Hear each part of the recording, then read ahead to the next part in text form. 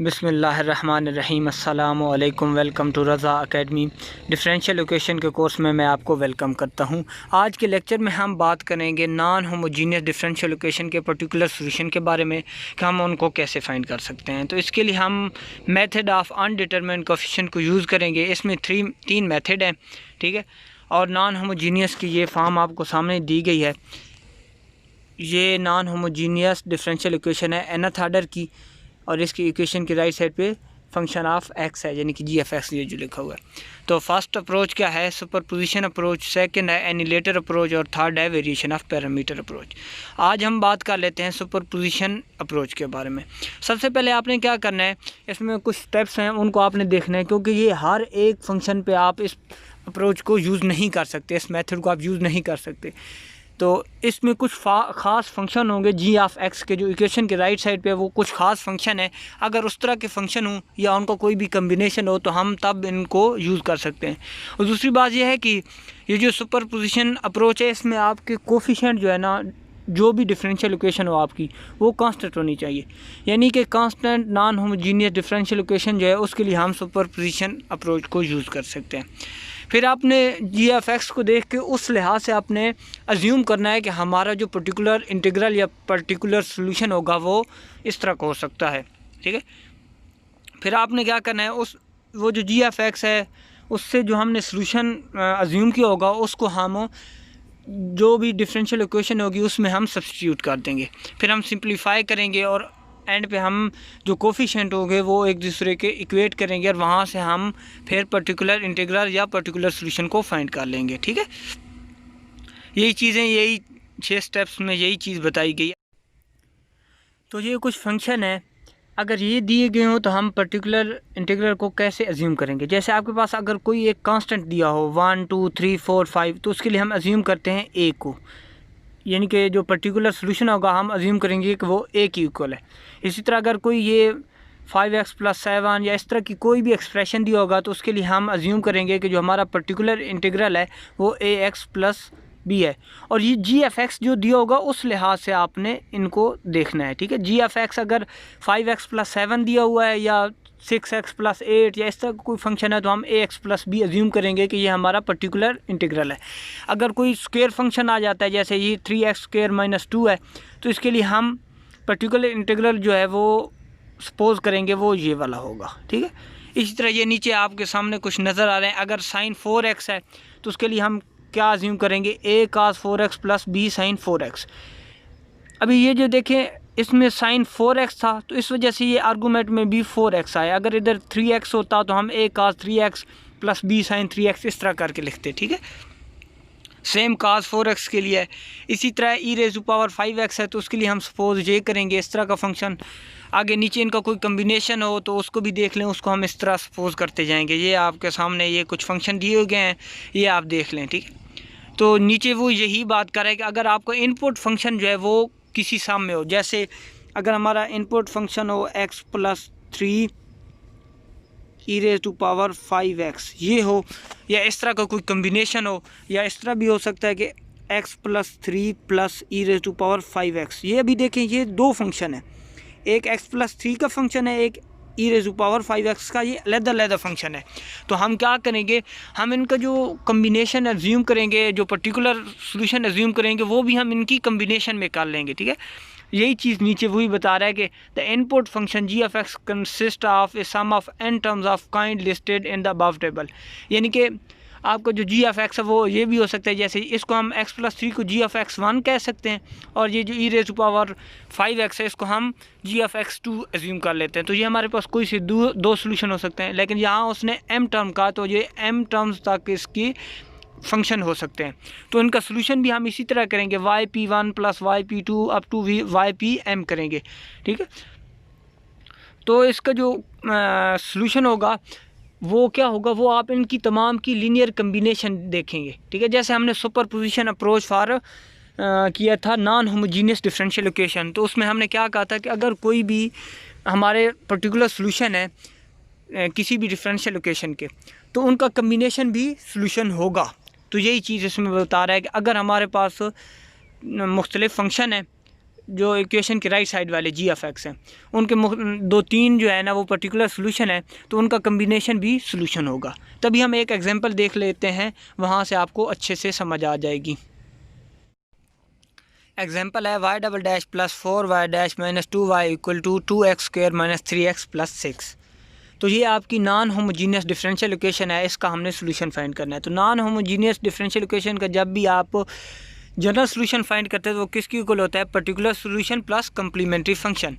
तो complementary function क्या होता है, होमोजीनियस इक्वेशन का जो जनरल सोल्यूशन होता है वो नॉन होमोजीनियस के लिए कम्प्लीमेंट्री फंक्शन होता है। तो सबसे पहले हम क्या करते हैं, हम इस इक्वेशन को ले लेते हैं और इसको इक्वल टू 0 पुट करते हैं, यानी कि इसको होमोजीनियस इक्वेशन बना के इसको सॉल्व कर लेते हैं। ठीक है, तो क्या करेंगे, y double dash plus 4y dash minus 2y equal to 0।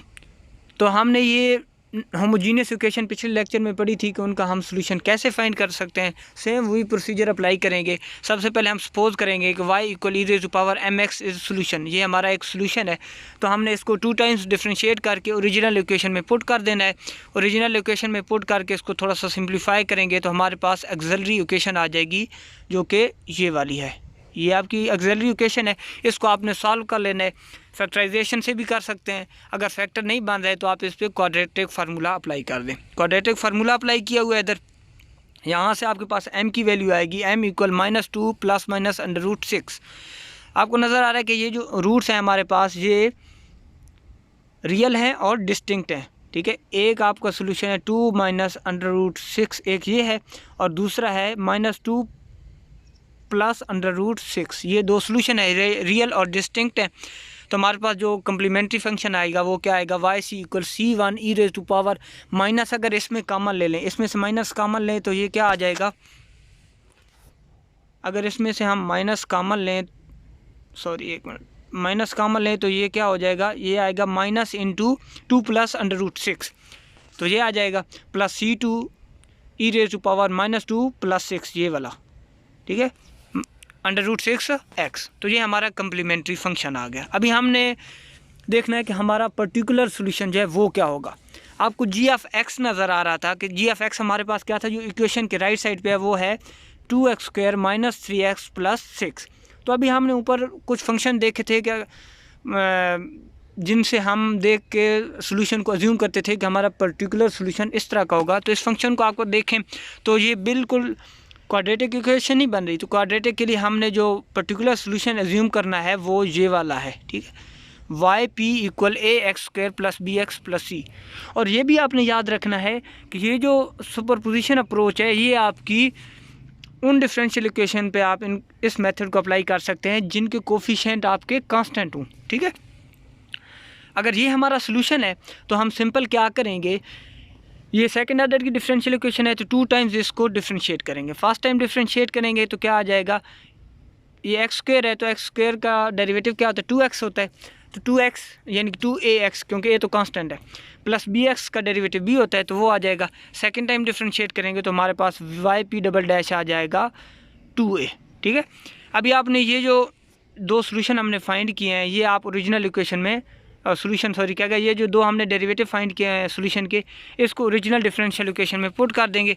Original differential equation हमारे पास ये दी गई है।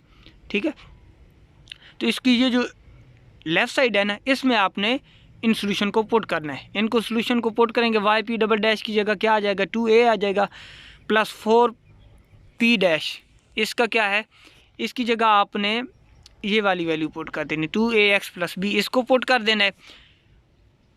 फिर -2yp की जगह आपने जो ओरिजिनल था ना 2x स्क्वायर और वो वाला ये वैल्यू आपने ये वाली वैल्यू आपने -2 के साथ वो पुट कर देनी है। ठीक है,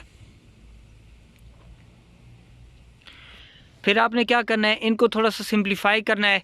ठीक है, सिंप्लीफाई करने के बाद आपने x की टर्म को अलहदा कर लेना, x स्क्वायर की टर्म्स को अलहदा कर लेना। जैसे इधर मैंने -2ax स्क्वायर को अलहदा कर लिया, x को कॉमन लेकर x वाली जो कोफिशिएंट है उनको इस साइड पे लिख लिया और ये जो कांस्टेंट है इनको आपने इस साइड पे लिख लिया। ठीक है, और फिर आपने साथ g ऑफ x को भी लिख दिया, क्योंकि हमने g ऑफ x और ये जो सोल्यूशन हमने अभी फाइंड किया ना, इनके कोफिशिएंट को आपने कंपेयर करना है। अभी ये x स्क्वायर का कोफिशिएंट 2 है। ठीक है, और ये एक्स स्क्वायर का कोफिशिएंट इधर -2a है, तो हमने -2a इक्वल 2 लिख दिया क्योंकि एक्स स्क्वायर के कोफिशिएंट को हम कंपेयर कर रहे हैं। यहाँ से हमारे पास a की वैल्यू आएगी -1, ठीक है। और फिर हम x के कोफिशिएंट क्या है 8a - 2b इक्वल, और इधर x का कोफिशिएंट क्या है -3 है, तो हमने उनको लिख दिया। यहाँ से आपने क्या करना है, a की वैल्यू -1 है तो 8a है, तो a की जगह आपने इधर -1 पुट कर देना है, तो यहाँ से हमारे पास b की वैल्यू आएगी -5/2। सेम आपने फिर कांस्टेंट जो है ये वाले कांस्टेंट इनको आपने लिख लेना है, और इनके साथ जो कांस्टेंट है वो है 6, तो 6 को इनके साथ कंपेयर करना है, ठीक है। यहाँ से हमारे पास a और b की वैल्यू तो पहले आ गई है, वो आप इनमें सब्सटीट्यूट करें, यहाँ से आपके पास c की वैल्यू -9 आ गई। अभी जो हमने पर्टिकुलर सोल्यूशन अज्यूम किया था ना, ये वाला, ये सोल्यूशन हमने अज्यूम किया था, तो अभी हमने क्या करना है, a, b और c की वैल्यू को पुट कर देना, तो हमारे पास जो पर्टिकुलर सोल्यूशन आएगा वो ये वाला आएगा, ये वाला सोल्यूशन आएगा, ठीक है। तो ये सोल्यूशन हमारे पास आ गया। अभी आपने क्या करना है, जनरल सोल्यूशन किसकी इक्वल होता है, Y C plus Y P, तो वाई सी हमने जो ऊपर पहले फाइंड किया था उसको पहले लिख लेना है, और फिर आगे आपने माइनस ये वाला जो आपका पर्टिकुलर सोल्यूशन है ये वाला, ये आपने इधर लिख दिया, और वाई सी जो हमने होमोजीनियस इक्वेशन के ऊपर सॉल्व किया है उसका सोल्यूशन आपने यहाँ पहले से लिख देना है। तो ये हमारा नॉन होमोजीनियस के लिए जनरल सोल्यूशन होगा, ये ओवरऑल ये वाला, ठीक है। अभी एक और एग्जांपल है, y double dash minus Y dash plus Y equal 2 sin 3x, तो आपको राइट साइड पे अभी कौन सा फंक्शन नज़र आ रहा है, sin 3x का, ठीक है। तो इस लिहाज से हम फिर पर्टिकुलर सोल्यूशन को अज्यूम करेंगे। सबसे पहले हम क्या करेंगे, वाई सी को फाइंड करेंगे, कम्प्लीमेंट्री फंक्शन को, तो इसकी होमोजीनियस इक्वेशन बना लेंगे। इसकी होमोजीनियस इक्वेशन क्या आ जाएगी, y double dash minus Y dash plus Y equal to 0। इस सेम उसी तरह हम सपोज करेंगे सोल्यूशन को कि हमारा सोल्यूशन y इक्वल e⁻mx है, ये सेकंड ऑर्डर की डिफरेंशियल इक्वेशन है, तो हम 2 टाइम्स इस सोल्यूशन को डिफरेंशिएट करेंगे, ओरिजिनल इस इक्वेशन में पुट करेंगे, तो हमारे पास जो एक्सिलरी इक्वेशन उसके बाद आएगी वो आएगी m² - m + 1। तो इसको आपने क्वाड्रेटिक फार्मूला से सॉल्व कर लेना है, तो आपको नज़र आ रहा है कि ये हमारे पास कम्प्लेक्स रूट आ गए, ठीक है। कम्प्लेक्स रूट जब भी आते हैं तो हमने उसका जो कम्प्लीमेंट्री फंक्शन है वो किस तरह लिखना है, e⁻∝x था, अल्फ़ा की जगह ये 1/2 है, और बीटा की जगह क्या है, √3/2 है, तो e⁻∝x की जगह 1/2x आ जाएगा, इंटू c1 cos βx था, तो बीटा की जगह आपका ये आ जाएगा √3/2 आ जाएगा, ठीक है।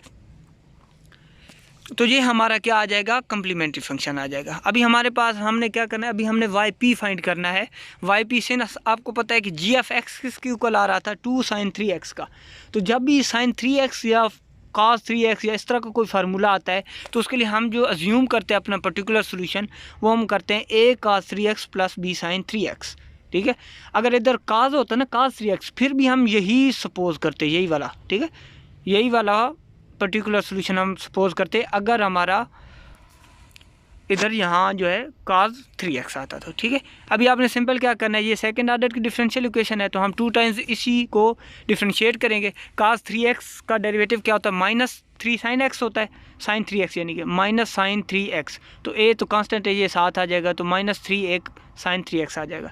इसी तरह sin 3x का डेरिवेटिव क्या होता है, 3 cos 3x, b तो कांस्टेंट है, b वैसे आ जाएगा, 3b cos 3x आ जाएगा। फिर आप इसी तरह सेम सेकंड डेरिवेटिव लेंगे। सेकंड डेरिवेटिव लेने के बाद आपने ओरिजिनल इक्वेशन जो है उसके लेफ़्ट साइड में पुट करना है जिधर आपके डेरिवेटिव इन्वॉल्व है, तो डेरिवेटिव वाली जगह के साथ ये हमारी इक्वेशन की लेफ़्ट साइड है, इसमें आपने इन वैल्यूज़ को पुट कर देना। वाई पी की जगह आपने इसको पुट कर देना है, वाई पी डैश की जगह आपने इसको पुट कर देना है, और वाई पी की जगह आपने जो ओरिजिनल सोल्यूशन सपोज किया वो पुट कर देंगे। उसके बाद आपने ये थोड़ी सी सिंप्लीफिकेशन करनी है। सिंप्लीफिकेशन के बाद जो cos 3x के कोफिशिएंट है उनको हमने अलहदा करके लिख दिया, उसमें cos 3x कॉमन था, तो हमने -8a - 3b into cos 3x plus 3a - 8b into sin 3x equal, हमारे पास चूँकि जी एफ एक्स सिर्फ 2 sin 3x था, अगर हम cos 3x लिख के और उसका कोफिशिएंट 0 कर दें तो 0 मल्टीप्लाई होगा cos 3x के साथ, तो 0 ही आएगा, ठीक है। अभी आपने करने क्या है, कोफिशिएंट कंपेयर करने हैं। sin 3x का कोफिशिएंट क्या है, 2 है, तो आपने जो sin 3x की ये वैल्यू है इसके साथ आपने इस 2 को कंपेयर करना है, और ये जो cos 3x है यहाँ इसका कोफिशिएंट -8 है, -3 भी है इक्वल टू, और दूसरी तरफ क्या है इसका कोफिशिएंट 0 है, तो इक्वेशन की दूसरी तरफ कोफिशिएंट ये 0 मैंने इधर लिख दिया। यहाँ से आपने क्या करना है, ये चूँकि दोनों में a और b इन्वॉल्व हो रहे हैं तो आप इनको साइमल्टेनियसली सॉल्व करेंगे।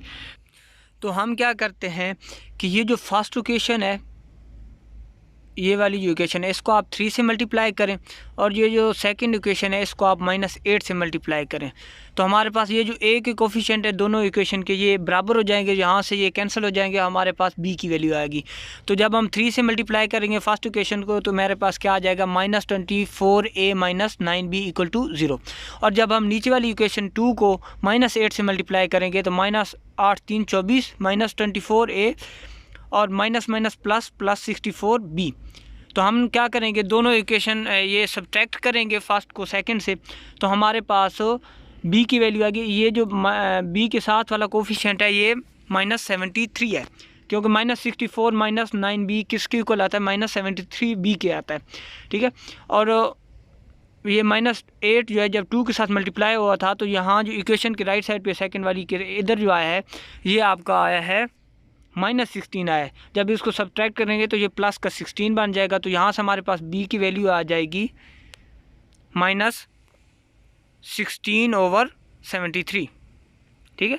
तो यही चीज़ आपने क्या करना है, -16/73 आपने किसी एक इक्वेशन में पुट कर देनी है। मैंने फर्स्ट में की है, फर्स्ट में जब आप पुट करेंगे तो वहाँ से आपके पास a की वैल्यू आएगी 6/73।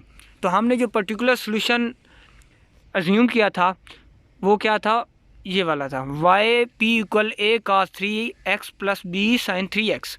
तो आपने a की वैल्यू को फाइंड किया है 6/73, तो वो लिख दें, और b की वैल्यू को फाइंड किया था -16/73। तो आपने माइनस का साइन 16/73 sin 3x, ठीक है। तो ये हमारा आ गया पर्टिकुलर सोल्यूशन। तो हम जनरल सोल्यूशन कैसे लिखते थे, जनरल सोल्यूशन लिखते हैं yc + yp। तो हमने ये yc लिखा हुआ है, ये वाला, एक मिनट सॉरी, ये आपका yc है और इसके आगे ये हमने yp लिख दिया। तो ये हमारा इस डिफरेंशियल इक्वेशन का जनरल सोल्यूशन है, ठीक है। अभी हम देख लेते हैं कि अगर हमारे पास कोई हमने पर्टिकुलर सोल्यूशन जो है फाइंड किया है और उसकी कुछ वैल्यूज़ रिपीट हो रही हों yc के साथ, यानी कि yc में भी वो सोल्यूशन हो और yp में भी वही वैल्यूज़ दोबारा रिपीट कर जाएं, तो उनको हम कैसे सॉल्व करेंगे। सपोज़ हमारे पास एक एग्जांपल है, इससे देख लेते हैं, इससे आपको अच्छे से समझ आ जाएगी। y - 2y + y = e⁻x। ये हमारे पास एक डिफरेंशियल इक्वेशन है, तो इसकी जो करस्पॉन्डिंग एक्सिलरी इक्वेशन है वो आपको मैंने पहले बताया था किस तरह लिखते हैं। y' है तो m² आ जाएगा, -2y' की जगह m और y की जगह +1। तो ये हमारे पास करस्पॉन्डिंग एक्सिलरी इक्वेशन आ गई। अभी आपने इस एक्सिलरी इक्वेशन को सॉल्व करना है, इसकी रूट्स को फाइंड करना है। सिंपल, आप रूट्स को फाइंड करेंगे तो हमारे पास रूट्स आ जाएंगे, रिपीटेड रूट्स आ जाएंगे, m = 1 1। और रिपीटेड रूट्स के लिए हम कम्प्लीमेंट्री फंक्शन कैसे लिखते थे, c1 e⁻x + c2 एक x लगाएंगे और e⁻x लेकर इसका सोल्यूशन लिख देंगे, ठीक है। तो हमारे पास g(x) आपको नज़र आ रहा था, g(x) हमारे पास क्या है, e⁻x है। ये देखें, ये हमारा g(x) है। इसको देखकर हमने जो पर्टिकुलर सोल्यूशन उस वक्त देखा था कि उसको हम क्या अज्यूम करेंगे, उसको हम अज्यूम करेंगे yp = a e⁻x। इसको हमने अज्यूम किया कि ये हमारा सोल्यूशन होगा g(x) को देखकर। तो इसका फर्स्ट डेरिवेटिव और सेकंड डेरिवेटिव सेम ही होगा, तो हमने सिंपल वो लिख दिया। अभी आपने क्या करना है, अभी आपने इसको ओरिजिनल इक्वेशन की लेफ़्ट साइड में पुट करना है, ठीक है। तो इसको लेफ़्ट साइड में पुट करेंगे, yp" की जगह a e⁻x आ गया। इसी तरह -2 और आगे yp की जगह भी सेम ही डेरिवेटिव है तो a e⁻x लिख देंगे, और प्लस yp क्या है, a e⁻x है, ठीक है। तो आपको नज़र आ रहा है ये आपका ये जब एक मिनट, ये प्लस का है, ये भी प्लस का है, तो ये दो प्लस के क्या आ जाएंगे, 2a e⁻x, और ये इसके साथ कैंसिल हो जाएंगे, इस -2 के साथ ये सारा कुछ कैंसिल हो जाएगा। तो ये जो आंसर 0 आया, ये तो जो हमने होमोजीनियस डिफरेंशियल इक्वेशन के बारे में पढ़ा था कि जब होमोजीनियस डिफरेंशियल इक्वेशन में आप किसी भी सॉल्यूशन को पुट करते हैं तो उसका आंसर ज़ीरो आना चाहिए, लेकिन नॉन होमोजीनियस के लिए ज़रूरी है कि आपके राइट साइड वाला जो फंक्शन है वो आना चाहिए। तो इसमें तो ज़ीरो आ गया, इसका मतलब है ये तो होमोजीनियस डिफरेंशियल इक्वेशन का सॉल्यूशन है। तो ये क्या होगा, ये डुप्लीकेशन होगी हमारी ई ऑफ एक्स की। तो हम कुछ और सपोज करेंगे। नेक्स्ट टाइम हम क्या सपोज करेंगे, जब भी रिपीटेड सोल्यूशन आते हैं तो आप क्या करते हैं, उनके साथ एक एक्स लगा देंगे एक्स्ट्रा। अभी उस वक्त हमने सपोज किया था कि a e raise to power x था, तो अभी हम क्या करेंगे, अभी हम सोल्यूशन को सपोज करेंगे कि Y P equal A X E raise to power X. इसको सपोज करके चेक करेंगे, अगर ये भी सोल्यूशन मतलब रिपीट हुआ तो फिर हम x की जगह एक्स स्क्वायर करेंगे। ठीक है, तो अभी हम इसको चेक कर लेते हैं। वाई पी डैश, इसको एक दफ़ा डिफ्रेंशिएट करें, फिर आप इसको सेकंड टाइम डिफ्रेंशिएट करें। सेकंड टाइम डिफ्रेंशिएट करने के बाद आपने ये जो दोनों टाइम हमने डिफ्रेंशिएट किया, इसको आप जो ओरिजिनल इक्वेशन की लेफ़्ट साइड है उसमें आप इसको पुट करेंगे। लेफ़्ट साइड आपके पास ये दी गई है, इसमें आपने इन सारी वैल्यूज़ को रखना है। उसके बाद आपने इनको सिंप्लीफाई करना है। जब आप इनको सिंप्लीफाई करेंगे तो आपके पास आंसर फिर ज़ीरो आएगा। तो ज़ीरो आने का मतलब क्या होगा कि ये भी आपका होमोजीनियस डिफरेंशियल इक्वेशन का सॉल्यूशन है, ना कि नॉन होमोजीनियस का। तो होमोजीनियस का तो हमने ऊपर फाइंड किया था ना कि वाई सी जो फाइंड किया है वो बेसिकली होमोजीनियस डिफरेंशियल इक्वेशन का सॉल्यूशन है, तो ये उसमें एग्जिस्ट कर रहा है। तो अभी हम क्या करेंगे, अभी हम फिर अज्यूम करेंगे। अभी हम अज्यूम क्या करेंगे, पहले एक्स अज्यूम किया था ना उसमें, अभी इसमें देखें हमने ए एक्स स्क्वायर को अज्यूम किया। इसके बाद हम इसका सॉल्यूशन फाइंड करते हैं। तो अभी आपने सिंपल वही स्टेप करने हैं जो आपने शुरू में किए थे। ये डिफ्रेंशिएशन के स्टेप मैं आपको नहीं बता रहा, ये आपको उम्मीद है समझ आ गई होगी कि हम डिफ्रेंशिएशन कैसे करते हैं। ठीक है, इस पर आप प्रोडक्ट रूल लगाएंगे। प्रोडक्ट रूल लगा के आपने वाई पी डैश फाइंड करना है, फिर Y P double dash find करना है। ये स्टेप्स आपके सामने हैं, इनको थोड़ा सा आप सिंप्लीफाई करेंगे तो अभी आंसर ज़ीरो नहीं आ रहा है। इसमें आपको नज़र आ रहा है कि इसमें जो चीज़ सिंप्लीफाई हो सकती थी वो हमने कर लिया। ठीक है, तो आपने इसको सिंप्लीफाई करने के बाद जो आपके पास फाइनल आएगा ना, सब कुछ यानी कि एक दूसरे के साथ कैंसिल वगैरह करके, वो हमारे पास आएगा 2a E raise to power x। यहाँ से आपने वेरिएबल्स को कोफिशिएंट को कंपेयर करना है, तो हमारे पास a की वैल्यू यहाँ से आएगी a इक्वल 1/2। ठीक है, ये सिंपल ऊपर जो हमने स्टेप किए ये हमने सिंप्लीफिकेशन की है। जैसे वाई पी का डेरिवेटिव लिखा -2 टाइम्स वाई पी डैश का डेरिवेटिव, फिर वाई पी सिंपल लिख दिया। इनको फिर आपने सिंप्लीफाई करते जाना है। सिंप्लीफाई करेंगे, जो चीज़ कैंसिल होने वाली है वो आप कैंसिल करेंगे। सब कुछ करने के बाद आपके पास फाइनल जो वैल्यू बचेगी वो ये वाली बचेगी 2a E raise to power x। यहाँ से आपके पास a की वैल्यू क्या आ जाएगी 1/2। तो हमारा सोल्यूशन क्या होगा, पर्टिकुलर सोल्यूशन a की वैल्यू आप पुट करें, जो लास्ट अभी हमने a X square E raise to power x लिखा था, तो a की जगह आप 1/2 लिखते हैं, तो हमारा पर्टिकुलर सोल्यूशन ये वाला बन जाएगा। ठीक है, आगे सिंपल आपने क्या करना है, particular solution plus complementary solution. ठीक है, पर जनरल सोल्यूशन के लिए तो उन दोनों को जब आप मिला के लिखेंगे Y P plus Y C, तो वो क्या होगा, वो जनरल सोल्यूशन होगा। ठीक है, वाई पी ये आया, वाई सी ऊपर हमने कैलकुलेट किया, इनको आप एक साथ लिखेंगे तो हमारे पास नॉन होमोजीनियस डिफरेंशियल इक्वेशन का सोल्यूशन आ जाएगा। ठीक है, अभी एक और एग्जांपल देख लेते हैं। Y triple dash plus Y double dash equal E raise to power X cos X. अभी ये देखें, अभी हमारे पास जी एफ एक्स प्रोडक्ट की फॉर्म में है। ठीक है, तो हम इसका वाई सी पहले फाइंड करते हैं। वाई सी हम कैसे फाइंड करेंगे, इक्वेशन की लेफ्ट साइड को इक्वल टू 0 करेंगे, होमोजीनियस बनाएंगे, इसका कम्प्लीमेंट्री सोल्यूशन फाइंड करेंगे। कम्प्लीमेंट्री सोल्यूशन हम कैसे फाइंड करते हैं, सेम वही प्रोसीजर। आप डायरेक्टली एक्सिलरी इक्वेशन भी बना लें, या आप पहले सपोज कर लें कि हमारा जो सोल्यूशन है वो y equal E raise to power M X का होगा, तो इसका 2 टाइम आप इसको 3 टाइम करेंगे, क्योंकि थर्ड ऑर्डर की डिफरेंशियल इक्वेशन 3 टाइम इसको डिफरेंशिएट करेंगे। डिफरेंशिएट करने के बाद आप इस ओरिजिनल इक्वेशन में आप इनकी वैल्यूज़ को पुट कर देंगे, तो वहाँ से आपके पास जो एक्सिलरी इक्वेशन आएगी वो आएगी m3 plus m2 equal to 0। यहाँ से आपके पास एक m कॉमन आ रहा है, m स्क्वायर कॉमन आ रहा है। m स्क्वायर को आप कॉमन ले लें तो हमारे पास जो सोल्यूशन आएगा वो आएगा m इक्वल 0 0 और m इक्वल -1। तो 0 0 2 टाइम आ रहा है, तो उसका मतलब है हमारे 2 सोल्यूशन रिपीटेड है और एक आपका डिफरेंट है। Y C equal E raise to power M X into C1 plus C2 x। ठीक है, plus C3 E raise to power -x क्यों है, क्योंकि ई रेज़ टू पावर ये आपको नज़र आ रहा है कि ये जो वैल्यू है m की वे -1 है तो इस वजह से -mx है तो इधर -x आ जाएगा, ठीक है। तो यहाँ से e⁻0 है, 0 क्या होता है 1 होता है, तो हमारे पास जनरल सोल्यूशन कम्प्लीमेंट्री फंक्शन आ जाएगा c1 + c2x + c3 e⁻⁻x। तो ये हमारा कम्प्लीमेंट्री सोल्यूशन आ जाएगा। अभी हम जनरल सोल्यूशन को देख लेते हैं। जो हमारा g(x) है वो है e⁻x cos x। तो हम इसके लिए क्या अज्यूम करेंगे, जो हमारा पर्टिकुलर सोल्यूशन होगा a e⁻x cos x + b e⁻x sin x, ये हम अज्यूम करेंगे। ये वो जो टेबल मैंने आपको दिखाया था, ये वहाँ से हमने अज्यूम करना है yp को, ठीक है। इसको हमने अज्यूम कर लिया। अगर ये हमारा सोल्यूशन है तो इसको हम डिफ्रेंशिएट करेंगे 3 टाइम्स, क्योंकि हमारे पास थर्ड ऑर्डर की डिफरेंशियल इक्वेशन है। 3 टाइम इसको डिफ्रेंशिएट करेंगे और ओरिजिनल इक्वेशन की जो लेफ़्ट साइड है उसमें आपने इसको पुट करना है, इसकी वैल्यूज़ को। जब हम इसको पुट करेंगे उसके बाद इसको थोड़ा सा सिंप्लीफाई करेंगे और वहाँ से हम a, b और c की वैल्यूज़ को कैलकुलेट करेंगे। तो सिंपल आप फर्स्ट टाइम डेरिवेट करें, फिर सेकंड टाइम डेरिवेट करें, और ये आपको नज़र आ रहा है कि ये प्रोडक्ट फंक्शन में है तो आप इस पर प्रोडक्ट रूल ही अप्लाई करेंगे, ठीक है। प्रोडक्ट रूल अप्लाई करेंगे और इनको सिंप्लीफाई करेंगे फिर, ठीक है।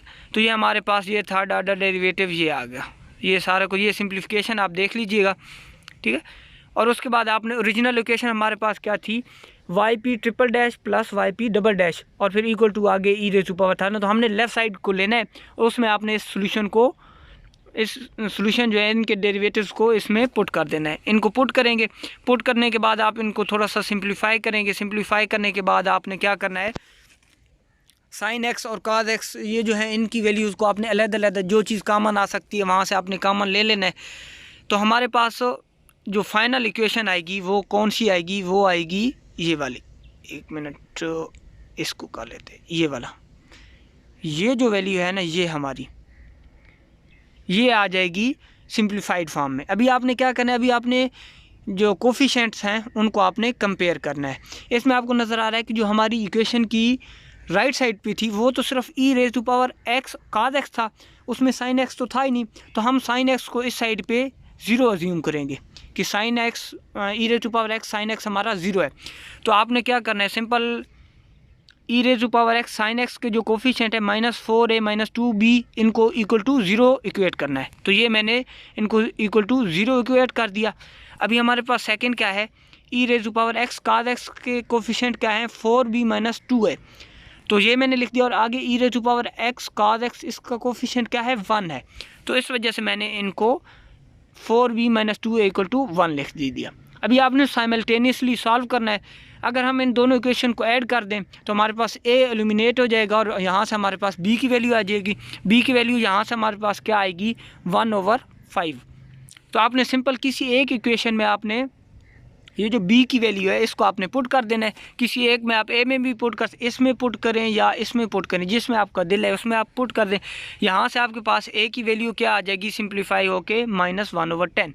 तो जो अभी हमने सोल्यूशन को फाइंड किया था वो हमने जो अज्यूम किया था उसमें a और b की वैल्यू को पुट करेंगे तो हमारे पास पर्टिकुलर सोल्यूशन आ जाएगा -1/10 e⁻x cos x + 1/5 e⁻x sin x। ये हमारे पास पर्टिकुलर सोल्यूशन आ जाएगा।